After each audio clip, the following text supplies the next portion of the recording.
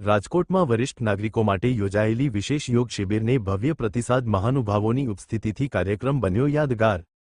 ગુજરાત રાજ્ય યોગ બોર્ડ રાજકોટ દ્વારા આંતરરાષ્ટ્રીય યોગ દિવસ 2026ના અનુસંધાનમાં રાજકોટ ખાતે વરિષ્ઠ નાગરિકો માટે વિશેષ યોગ શિબિરનું સફળ આયોજન કરવામાં આવ્યું હતું।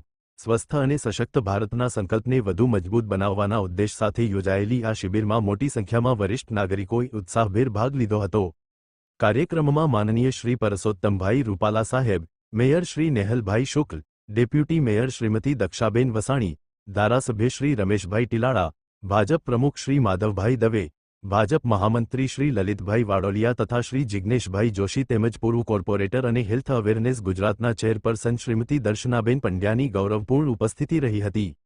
મહાનુભાવોએ યોગને જીવનશૈલીનો ભાગ બનાવવા અને સ્વસ્થ સમાજના નિર્માણ માટે સૌને પ્રેરિત કર્યા હતા। શિબિરમાં ઉપસ્થિત વરિષ્ઠ નાગરિકોએ યોગાસન, પ્રાણાયામ અને આરોગ્ય જાગૃતિના સંદેશ સાથે ઉત્સાહપૂર્વક સહભાગિતા નોંધાવી હતી। અહેવાલ સંજય પોપટ।